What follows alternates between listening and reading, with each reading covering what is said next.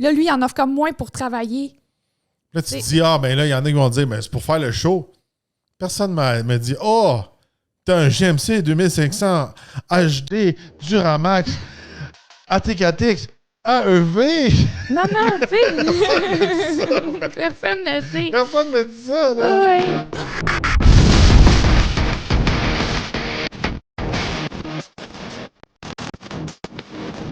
Bienvenue au Talk Podcast. Aujourd'hui, on vous parle de notre essai routier du GMC 2500 AT4X AEV. Oui, un modèle que j'attendais d'essayer, surtout en version AT4X AEV. C'est une version assez intéressante qui est vraiment qui fait un combo d'ultime en route avec du luxe. Aujourd'hui, on va voir si ça vaut la peine. on en dit tout le temps, les camions ont monté de prix. Là, on est dans la top des camions, mais le prix vient avec. Fait que on y va tout de suite avec le prix, Eve. Donc, le modèle est à partir de 113 925 $ à essence. Pour l'avoir en diesel, c'est à partir de 124 920 $.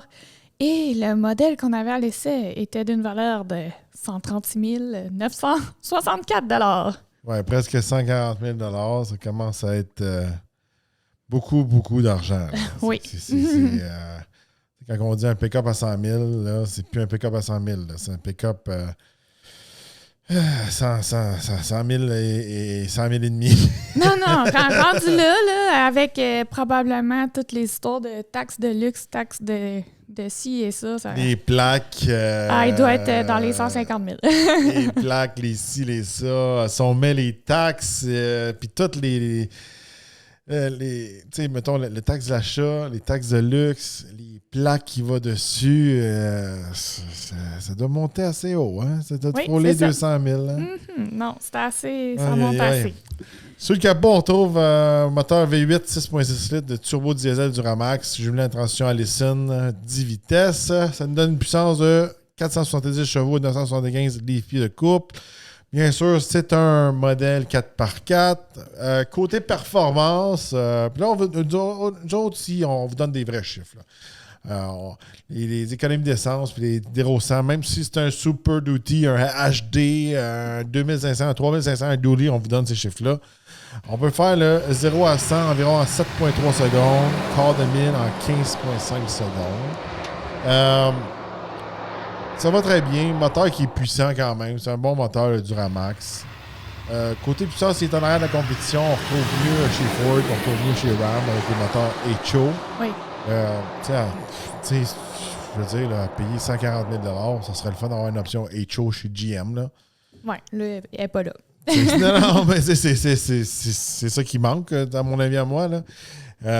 Pousse bien, on voit que là, on est guiré plus pour faire du hors-route. On a une guerre un petit peu plus comme agressive, ces choses-là. Parlant des choses hors-route, on y va avec la liste. Fait que c'est une édition AEV. C'est pas juste un AT4X, c'est un AT4X avec le groupe AEV. Je rappelle qu'AEV, c'est un préparateur hors-route pour... qui font ça depuis plusieurs années. On en a parlé souvent des modèles AEV. Fait qu'on a une doublure de plancher de marque AEV, un appui-tête de marque AEV avec l'emblème. Fait qu'en gros, on a du brodage AEV. Doublure de plancher, ça, c'est des tapis. Là. Je dis qu'en français. En français, ils font les traductions. Oui. Pare-choc avant et arrière estampé AEV avec point de sauvetage moulé ultra robuste. C'est des crochets. Ça, c'est des tow-hooks. Oui. Bumper en métal, tout ce qui est AEV, c'est extrêmement de qualité. Fait que c'est fait pour l'aventure. Tout est souvent les plaques de protection en dessous, tout ça, c'est fait en Boron Steel, tout ça. C'est une édition AEV, il n'y a pas de niaisage de ce côté-là. Là, poignée de porte lustrée noire, haillons noir contrastant. Fait que ça, sur la porte en arrière, je pourrais dire comme la petite porte qui s'ouvre, là, dans les GM, on peut ouvrir la tailgate pour que ça fasse une marche. Oui. Mais ça, c'est comme ça vient comme noir. Là. Il y a on dirait comme un genre de wrap dessus. On a un full spare. Comme je vous dis, plaque de protection en dessous, plaque de protection du boîtier, de la direction. boîte de transfert aussi est protégée. Par la suite, il peut y avoir d'autres options, toutes ces choses-là. Puis on a des mags spéciales qui viennent avec ce package-là et enrobés bien sûr de pneus hors route pour avoir plus de mordant. Un beau package, c'est quand même un package qui vaut 10 000 10 795 $. Aussi, qu'est-ce qui fait partie du groupe ATKTX? On a la suspension Multimatix qui a été, je pourrais dire, tunée, ajustée à un 2500. Fait que c'est assez surprenant de ce côté-là. Puis, on a un différentiel qui se bloque à l'arrière, mais pas à l'avant. Puis ça, c'était bien à retenir parce que chez la compétition, on l'offre. Oui, un autre point. Quand on tombe dans un Tremor ou dans un Power Wagon, on l'offre à l'avant. Je trouve pour 140 000 $, il devrait l'offrir. Oui, c'est surprenant qu'il ne l'ait pas. Fait que sur la route, je trouve que le camion était quand même confortable pour avoir une approche hors route. Oui. La suspension Multimatix faisait une bonne job. Avoir les pneus tout-terrain aussi, ça faisait une bonne job. Il se tenait bien. C'est un véhicule qui va très bien sur la route. C'est sûr, certain, c'est un HD. C'est fait pour faire de l'autoroute. Comment je veux dire? C'est des camions faits pour tirer. C'est des camions faits pour faire de l'autoroute. Ouais. C'est sûr et certain que là, on a une approche plus hors route. Je ne sais pas s'ils vont en vendre des tonnes. À ce prix-là, on dirait que c'est vraiment comme une approche comme tellement pour un marché niche là, ou quelqu'un qui veut vraiment faire le show, genre j'ai acheté le top of the line. Oui. Moi, je trouve que GM, ils ont eu une drôle d'approche de ce côté-là parce qu'ils font vraiment... c'est un pick-up 2500. Qui s'achète ça? C'est des gens qui ont besoin de tirer ou de travailler avec. Surtout avec les taxes et les plaques. Ça, on va se le dire. Il y en a avant qui s'achetaient ça pour le fun parce qu'ils voulaient quelque chose de plus gros puis de temps en temps. Oui. Mais là, c'est des véhicules qui commencent à... C'est plus juste le véhicule. Il y a d'autres choses à côté qui entrent en jeu de quand même... Il y a tellement des frais attachés à ces camions-là puis ils font exprès aussi pour les saigner, là, ces camions-là. Oui, on doit se le dire. Puis, quelqu'un qui se dirige là-dedans, moi, c'est un véhicule que je trouve... ils l'ont fait pour faire du hors-route, OK? Mais c'est un super gros camion. Vas-tu vraiment aller faire du hors-route avec?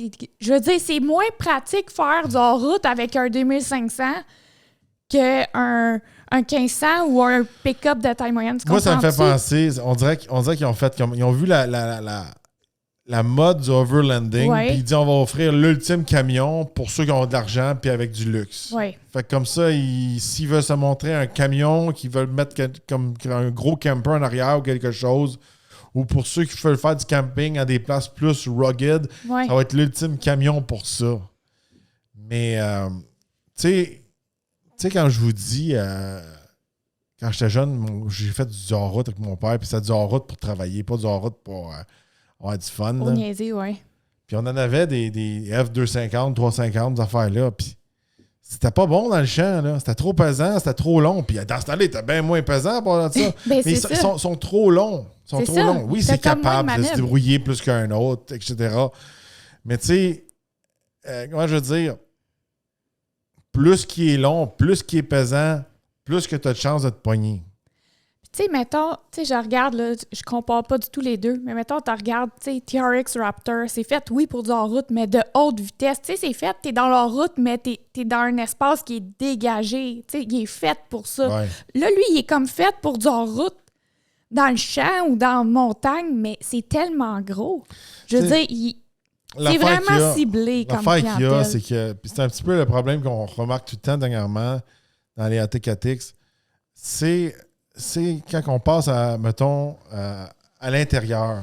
T'sais, on a tellement un intérieur de luxe qui vient comme pas matcher l'extérieur du véhicule. Oui. L'affaire qu'il y a, c'est que qu'est-ce que j'aime pas chez GMC, c'est que si tu veux l'ultime version hors route, tu es obligé d'acheter tous les cossins. Oui. Tandis que chez Ford, tu peux appliquer un modèle Tremor, un modèle moins équipé ou un modèle super équipé. Tu as le choix. Tu as le choix. C'est pas si obligé. tu veux te monter une espèce d'ATKTX, un EV, tu peux le faire. Oui, tu n'auras pas les bumpers EV, OK? On va dire un ATKTX. Mais si tu t'en veux un plus de base, tu peux mettre Tremor. Fait que si toi, tu te dis, ben moi, je veux un camper, tu te le kit, puis je veux un truck qui est capable, mais tu n'es pas obligé d'avoir l'intérieur en cuir. Tu peux l'avoir avec un intérieur en tissu si tu veux. C'est ça. Tu sais, dans la compétition, on a comme plus de jeux sur le produit. Tu sais, là, ça fait plus de sens. Oui, tu as accès aux produits de luxe, mais tu peux prendre celui qui est moins de luxe, qui est plus fonctionnel. Parce que dans le 2500, tu sais, je pense que tout le monde qui a un 2500, c'est souvent pour travailler ou être fonctionnel avant tout. Mais là, tu n'as comme même plus le choix. C'est comme tu dis, tu es obligé d'avoir l'ultime luxe mais pour même, ça. Même chez Chevrolet, oui, ils ont sorti un nouveau Trail Boss, ces choses-là, qui a une approche plus simple. Mais même là, tu n'as pas l'approche ultime en route comme le Tremor avec le différentiel qui se barre à l'avant, toute la kit. C'est ça. Puis, il n'y a rien qui accote le package Tremor, techniquement, à mon avis, à moi, parce que chez Dodge, ils ne veulent pas mettre le diesel avec le Power Wagon. Puis là, tu peux avoir un Rebelle maintenant, mais même là, c'est comme, tu n'as pas l'ultime. Tu peux pas faire un mix and match comme tu veux. Non. Bon, on parle de l'intérieur vite fait, tu sais, encore là à l'intérieur. C'est un bel intérieur. On a encore du blanc, moins pire que le Canyon. On a du piping blanc un peu partout. Comment je veux dire? Tout va bien, l'écran va bien, les boutons sont à bonne place, tout ça. Des trucs dans la console centrale que moi, je ne trippe pas. Tu sais, comme je veux dire, là, ils ont mis le brake control dans le contrôle central. Tu sais. Quand tu fais toujours du towing, tu sais tout le temps, toujours une remorque correcte, mais si la moitié du temps, tu ne fais pas du remorquage avec ton camion, je trouve que c'est de l'espace gaspillé dans la console centrale. Ouais. Ça, c'est toutes les HD en général. Mais tu sais, c'est comme... c'est tellement... Tu sais, c'est parce que peut-être que j'ai jamais rencontré la clientèle que j'ai comme, ben, tu sais, moi, j'ai besoin d'un bumper en métal parce que je m'accroche tout le temps dans des branches, puis je rentre dans des affaires, puis j'ai besoin de protection pour mon camion. Mais pendant ce temps-là, moi, je me fais faire un massage dans mon siège avec du piping blanc. Oui. L'affaire qu'il y a, là, c'est que l'intérieur est super beau, l'idée est bonne, le truck est fonctionnel, mais tout mis ensemble, c'est là que ça fait moins de sens, tu comprends-tu? C'est là mes 8 points d'interrogation. Qui va acheter ça? Oh, mais le gars qui travaille avec ça, veux-tu vraiment payer ce prix-là quand il peut avoir moins cher? Puis là, ça, c'est des trucs pour travailler. Mais là, dans la compétition, tu peux barrer les différentiels à l'avant, à l'arrière, etc. Là, lui, il en offre comme moins pour travailler. Là, tu te dis, ben là, il y en a qui vont dire, mais c'est pour faire le show. Personne m'a dit, t'as un GMC 2500 HD Duramax AT4X AEV. Non, tu sais. Personne ne le sait. Personne ne me dit ça, là. Oui, tu sais, c'est vraiment... C'est un camion à 140 000 $. Oh, je suis en amour avec toi. Non, c'est ça. Non, t'as plus de chance en Volvo, si tu veux pas. Non, mais tu sais, on niaise, là, mais... Tu sais, tout fait du sens sans niaiser. L'intérieur est super confortable, les bancs massants, je veux dire, tout. Mais c'est mis ensemble. C'est là que je suis comme... C'est qui la clientèle qui achète ça? Ça doit être vraiment limité. Ça doit être dans l'Ouest canadien, I guess. Je veux dire, je le vois même pas. Même les véhicules que AEV modifiait, là. Oui. Qui modifiait encore, là. Il modifiait gros des Ram, des Jeeps, ces choses-là. Avant qu'ils fassent des partnerships avec GM. C'était vraiment des véhicules de gars, oui, de business qui ont de l'argent ou de gars qui ont de l'argent, mais d'aventure, de travail. Oui. Il n'était jamais genre, on a des sièges massants, puis ci, puis ça. C'était comme vraiment comme toute fonction. Là, ça, c'est protégé, ça, c'est lifté. Là, tu viens avec des 37 pouces. Là, tu as tel différentiel qui se bloque. Là, tu as tel. Là, on a mis un winch en avant, on a mis un winch en arrière. Moi, je dis, j'exagère, là, oui, mais tu sais. Puis, c'était jamais comme des features de luxe en dedans. Non. Tu comprends-tu ce que je veux dire? C'était tout le temps comme. Puis il y avait tant des noms cool comme le Prospector, puis des affaires-là. Tu sais, comme des gars qui vont chercher de l'or, ou vont chercher du pétrole, puis ils cherchent des diamants. Tu sais, tu comprends? Tu sais, c'était un peu cette vibe-là. C'était comme vraiment comme un camion, comme, mettons, d'une compagnie minière, là. Puis là, ça, c'était comme le gars, lui, qui allait à la recherche. Ça fait du sens. Mais là, on dirait, là, tu sais, je sais que la bannière Hummer est sous la bannière GMC à cette heure. On dirait qu'il essaie de faire un Hummer avec un badge GMC dessus. Tu sais, comment je veux dire? Quand tu as l'enveloppe Hummer, OK? Puis c'est full pour du hors-route, puis en dedans, tu as du luxe, toute la kit.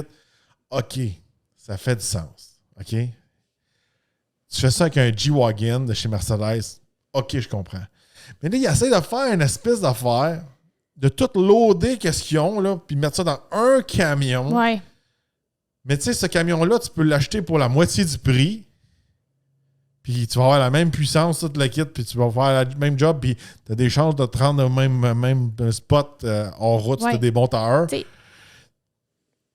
C'est ça. Parce que, gars, là, toi, tu vas dire, ouais, mais un G-Wagon, un Hummer, ouais, mais ça, c'est comme. C'est le G-Wagon, le Hummer. Tu comprends-tu? C'est ça qu'il faut que tu achètes pour avoir accès à ça. Là, tu peux prendre l'autre 2500. Ah ouais. Tu sais, c'est comme. C'est là, mais. Tous mes questionnements. Tu sais, moi, j'ai rencontré l'autre clientèle.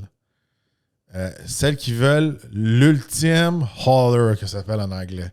Les gars qui s'achètent des King Ranch, des Denali Ultimate, des Platinum, des whatever, OK?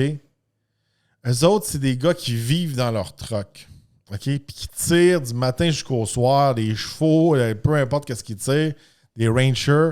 Ça, je comprends ça parce qu'ils vivent dans leur truck. Ouais, mais encore là, ils vont-tu prendre la version en route pour faire ça? Non, parce que ça va pas de la merde pour tirer. C'est ça, là, qui... C'est pas bon. Tes tailleurs vont pas durer. T'es plus haut, il peut tirer moins aussi parce qu'il y a tout cet équipement hors route-là. Tu sais, c'est comme... La part des gars que je vois qui ont des Power Wagons affaires-là, ils vont jamais dans le champ avec. C'est juste parce qu'ils trouvent que le camion est beau. Oui. Je trouve que... On va le voir par les ventes. Tu sais, moi, je serais un dealer, là. Oui, c'est cool, là. Puis peut-être tu vas en vendre un ou deux, là, parce que le gars est tombé en amour avec. Le gars est tombé en amour avec, là, parce que là, il veut faire le show dans son coin. Puis ou il veut cette bébelle-là pour lui. Lui, il a toujours voulu avoir un 2500, puis il voulait qu'il ait le look hors route, puis lifter toute la kit. Mais moi, je commanderais bien plus un Denali ou un Denali Ultimate.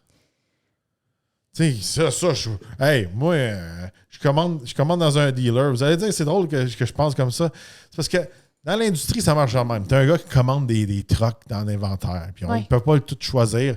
Mais tu sais, quand tu as le choix, tu sais, si j'aurais le choix entre un RT4X, un RV ou un Denali Ultimate, c'est sûr que je vais choisir le Denali Ultimate pour vendre. Ça va être bien plus facile à vendre. Puis je te garantis que sur le chemin, tu vas en voir 100 pour 1. Oui. Tu sais, 2500, c'est fait pour travailler, pour tirer, OK? Tu peux mettre 2500 que le gars travaille extrêmement luxueux en dedans. Mais là, mettre extrêmement luxueux sur un 2500 pour tirer, puis le mettre à vocation super en route, puis que le véhicule coûte cher pour sa vocation en route, mais qu'en le mettant en route, t'enlèves des capacités de tirer puis de travailler avec. Mais en même temps, un 2500 en route pour aller faire du champ puis dans la forêt, parce que lui, il est monté pour ça. Il n'est pas monté pour faire du en-route de haute vitesse comme un Raptor ou un TRX. Mais pourquoi tu prends un 2500 qui est ultra gros? Parce que tu as besoin des capacités? Non, mais je veux dire, pour faire du hors-route, tu sais, t'es mieux, si toi, tu veux vraiment faire du hors-route, prends, tu sais, un 1500 ou un pick-up de en gros, moyenne taille. C'est beau que tu aies les super chucks, les ci, les ça. C'est pour le look. Oui.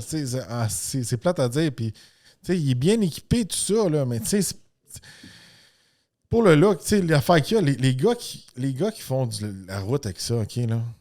Puis ça, je vous parle d'expérience, là. Tu sais, là, je regarde, il y a un 3500 à l'écran.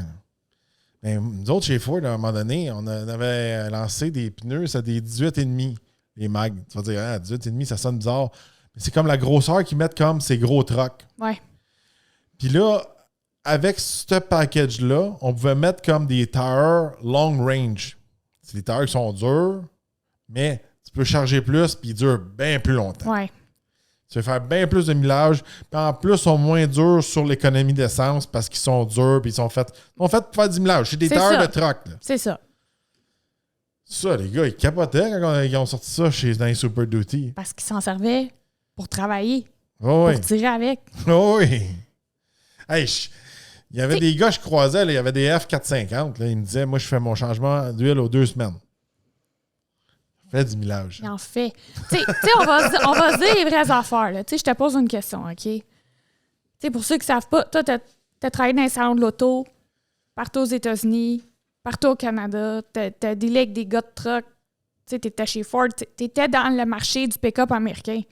Qui As-tu rencontré une clientèle qui achèterait un 2500 super monté pour du hors-route, mais juste pour le fun, mais qu'en même temps, tu sais, qui enlève des capacités de travail, mais là, tu peux pas bloquer les différentiels en avant en arrière. T'as-tu rencontré une clientèle quelque part dans le Canada ou les États-Unis pour ce camion-là?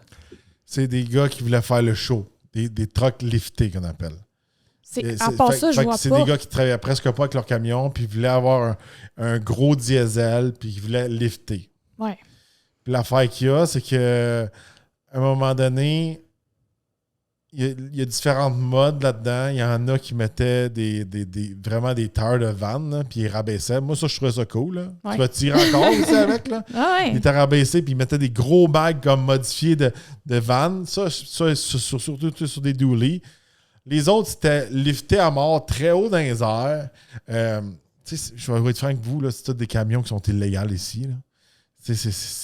En gros, c'est ça. Là. C'est comme si tu veux t'acheter un truck lifté illégal. Là, parce que les autres sont tout le temps illégaux. Puis ils viennent tellement haut que là, les gars, il y a des affaires avec les garde-boue, puis les ci, puis les ça. Puis il y en a à Cima encore. Mais c'est juste que les gars qui voulaient des trucks liftés de même. Il est pas assez criard, là, t'es capable. Non, mais c'est pas ça. C'est ça. Il fait pas le show. D'un, il fait pas le show. D'un, il est trop cher. Les gars qui font ça, ils prenaient un truck neuf, mais ils prenaient une espèce de Denali ou quelque chose genre, ou plus de base pour le monter. Puis c'est plate à dire, les gars qui liftaient ça, ils faisaient pas du hors-route. C'est pas genre, j'ai un différentiel qui se bloque d'affaires-là. Puis c'est plate, là, je vais vous dire, là, 90% de ces trucks liftés-là, ils sont vraiment hauts là, à Cima, là, mais souvent, le 4x4 est déconnecté. Puis c'est des 2 roues motrices qui voient juste l'asphalte. Puis c'est pas ça. C'est encore vérité, là. Ouais. Ça, c'est des trucs pour faire le show. Mais encore là, le 2500 ATKTX AEV, il est pas assez criard pour faire un méga show. Tu sais, je veux dire, tu comprends-tu? Mettons, ouais, mais il sert à rien si ça, mais tout le monde fait « Ah, wow! » quand il passe. Mais même pas. Non. Il passe comme un peu incognito. Tu sais, moi, c'est tout ça mes questionnements. Comme tu dis, on va le voir dans les ventes. Est-ce qu'ils vont en vendre beaucoup? Est-ce que... Tu sais, à suivre, rendu là. Je pense que c'est un camion qui a été développé quand ça allait bien, puis que peut-être que l'essence n'était pas si chère que ça, puis que le marché était différent d'aujourd'hui. Comme la clientèle qui achète ce type de camion-là, c'est dans les coins que ça va pas bien de ce temps-ci. C'est plate à dire, ceux qui achètent ça, c'est dans des coins de pétrole. Ça va être comme en Alberta, au Texas, c'est ces coins-là. Oui. Ils se font tellement taper ses doigts de ce temps-ci qu'ils n'en achètent plus de ces camions-là. Là. C'est comme... À moins qu'il y aurait un gros changement de politique du jour au lendemain, puis on ouvre tous les puits, là ils se vendraient comme des petits Ah non, chauds. là, ça se vendrait. Mais actuellement, tu sais, moi, je regarde le marché, tu sais, nous, on est là-dedans chaque semaine, tout le temps. J'ai un peu de la difficulté à situer une clientèle dans ce véhicule-là. Il y en a, regardez. Il y en a, mais c'est extrêmement ciblé. Il y a beaucoup de gens qui regardent la vidéo pour rêver un peu aussi. Là, je pense que la majorité des gens vont plus comme être intéressés à ce modèle-là pour rêver que l'acheter. Quelques personnes vont être comme bon, moi, je suis acheteur. J'en ai un qui m'a écrit l'autre jour. Il dit moi, il avait acheté le ZR2, là, un peu la version comme Chevrolet. Il est super content. Je pense que le ZR2 il fait un petit peu plus de sens. On coupe un peu sur le luxe puis les flaflas. On continue un peu avec les stats. Consommation d'essence, je trouvais qu'il était cochon à comparer toutes les autres que j'ai eues. Habituellement, quand j'ai ce camion-là, tout dépendant comment il guirait, je suis capable de faire des fois du 12-13 litres de moyenne. Puis tout dépendant si je fais gros l'autoroute. Là, avec le ATKTX AEV, là, avec tous les trucs off-road, on faisait du 15-16, plus que ça. Là. Il prenait beaucoup. Il était gourmand. Très gourmand. Remorquage, on peut tirer jusqu'à 18 400 livres. Puis, je voulais faire quelque chose de spécifique à cause de la suspension Multimatic puis tous les trucs off-road qu'ils ont rajouté sur le camion. C'est le camion 2500 avec la charge utile la plus basse de toutes les HD. Mais c'est ça.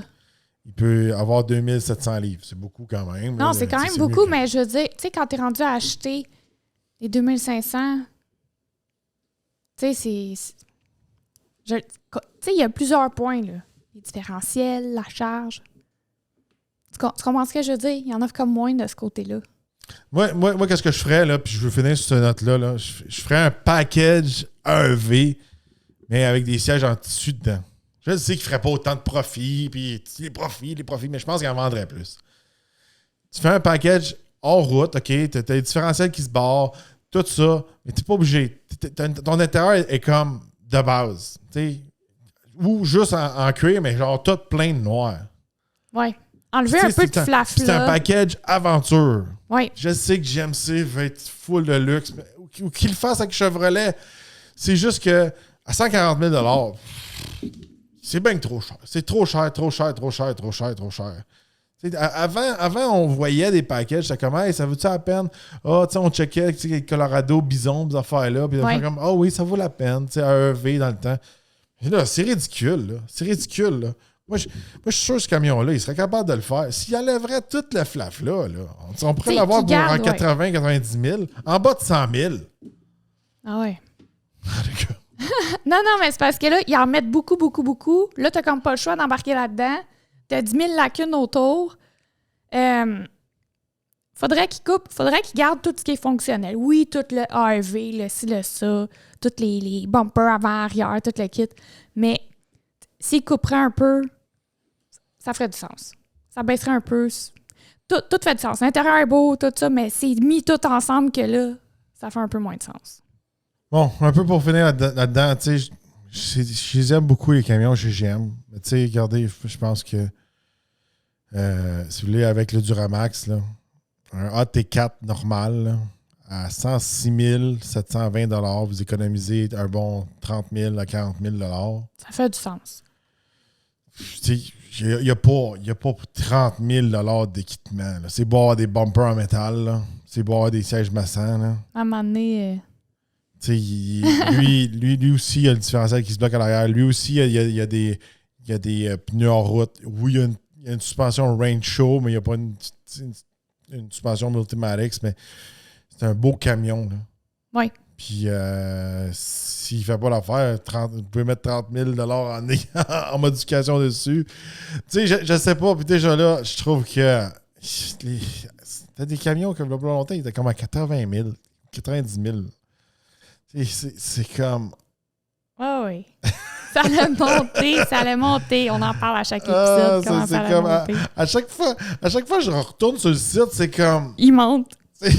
C'est même pas comme on n'est pas au courant. On dirait qu'il monte tout le temps. On dirait que c'est comme on dirait que quelqu'un renchère chaque semaine. On dirait qu'il y a quelqu'un qui travaille sur chaque site. Là. Cette semaine, on le monte de 3 000. Là, on monte de 10 000.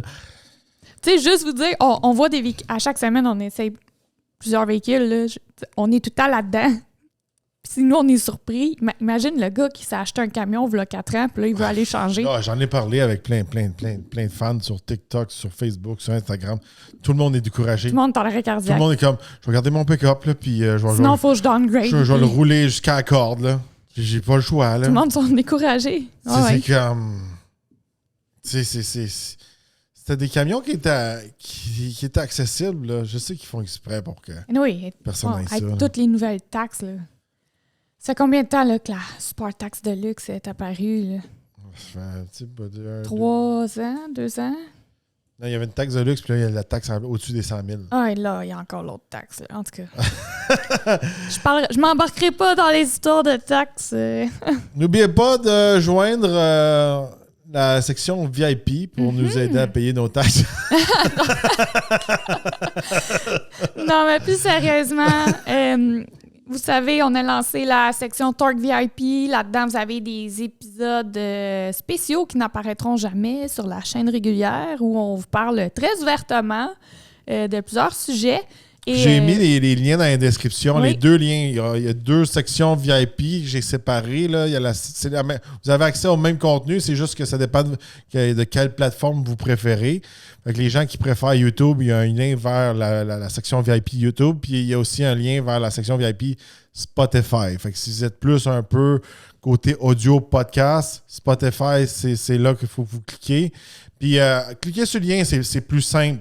Ouais, que le chercher. Là. Puis si vous le cherchez, vous avez de la misère, envoyez-nous un message en privé, ça va nous faire plaisir. Ouais. On va vous envoyer les liens parce que tous les jours, ils l'ont pas simplifié pour monsieur tout le monde, surtout si vous êtes sur votre téléphone. Là, on dirait que c'est fait pour être sur l'ordinateur, mais personne n'est sur l'ordinateur.